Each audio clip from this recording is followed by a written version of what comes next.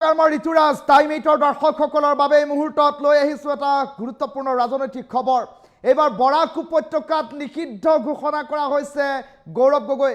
এপিচিচিৰ সভাপতি গৌৰৱ গগৈক ইতিমধ্যে নিষিদ্ধ ঘোষণা কৰাৰ খবৰ এই মুহূৰ্তত আহি পৰিছে। ডাঙৰ ৰাজনৈতিক খবৰ টাইমেটৰ দৰ্শকসকলৰ বাবে এই মুহূৰ্তত লৈ আহিছোঁ।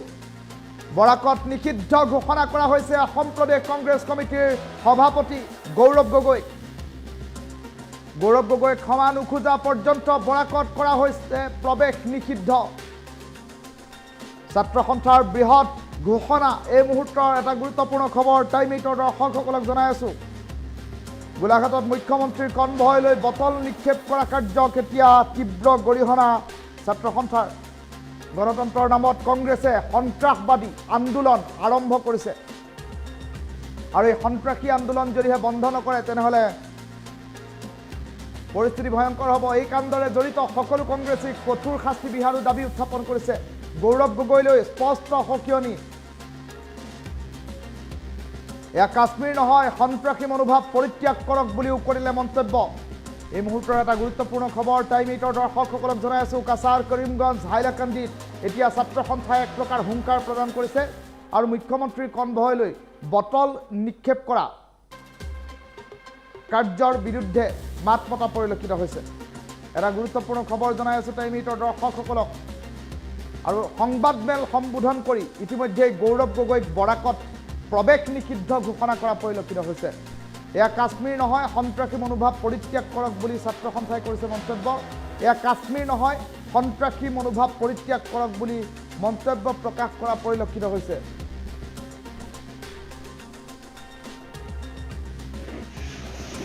বডৌ কাছাৰ কৰিমগঞ্জ হাইলাকান্দি ষ্টুডেণ্টছ ইউনিয়নৰ তৰফৰ পৰা ইতিমধ্যে এই সংবাদমেল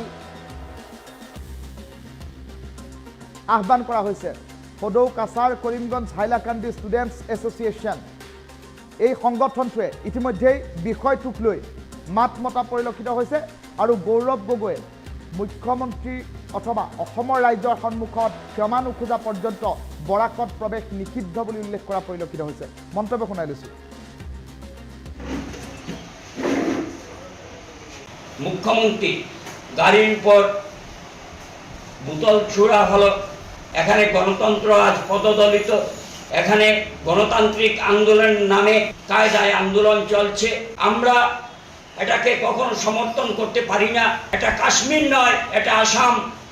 যারা এ ধরনের আন্দোলন নামে বোতল ছুঁড়ে মারছেন তাদেরকে আমরা হুঁশিয়ারি করে জানিয়ে দিতে চাই, আসামের মুখ্যমন্ত্রীর মান সম্মান আমাদের মান সম্মান। তাই যারা এ ধরনের জঘন্যতম কাজ করছে তাদের প্রত্যেককে দৃষ্টান্তমূলক শাস্তি দেওয়া হোক।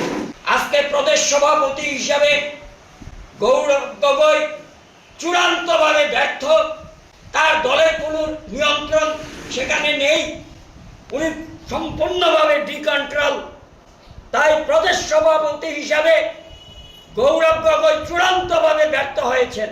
গৌরব গগৈকে এ ব্যাপারে প্রকাশ্যে মুখ্যমন্ত্রীর কাছে ক্ষমা চাইতে হবে।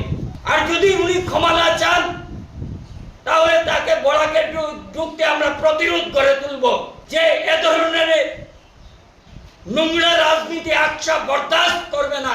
আন্দোলন নামে এ ধরনের আস্ফালন আমরা সেটা মেনে নিতে পারি না এবং যারা এ ধরনের কাজে লিপ্ত এদেরকে দৃষ্টান্তমূলক শাস্তি দেওয়া হোক, ভবিষ্যতে যাতে এ ধরনের কেউ কাজ করতে না পারে।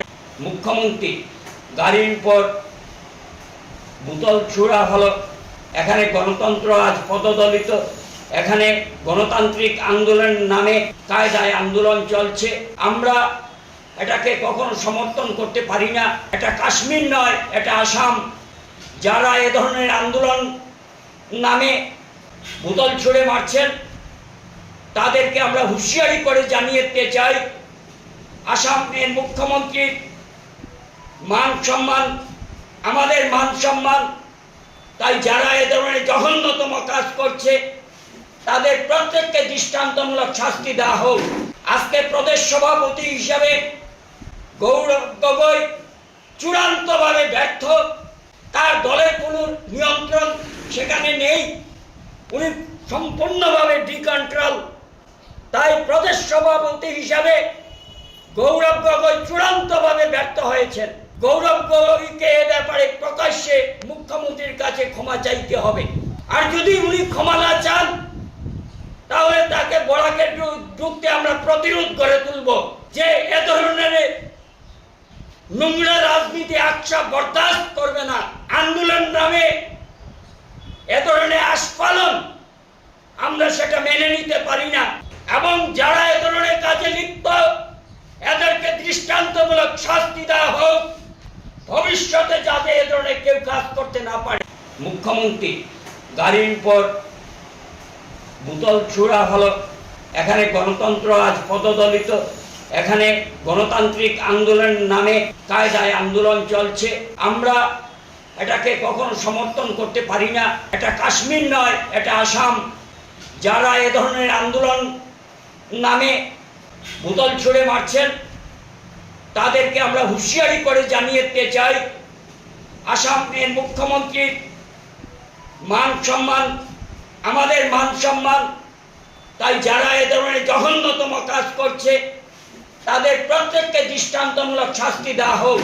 আজকে প্রদেশ সভাপতি হিসাবে গৌরব গগৈ চূড়ান্তভাবে ব্যর্থ। তার দলের কোনো নিয়ন্ত্রণ সেখানে নেই, উনি সম্পূর্ণভাবে ডিকন্ট্রোল। তাই প্রদেশ সভাপতি হিসাবে গৌরব গগৈ চূড়ান্তভাবে ব্যর্থ হয়েছেন। গৌরব গগৈকে এ ব্যাপারে প্রকাশ্যে মুখ্যমন্ত্রীর কাছে ক্ষমা চাইতে হবে। আর যদি উনি ক্ষমা না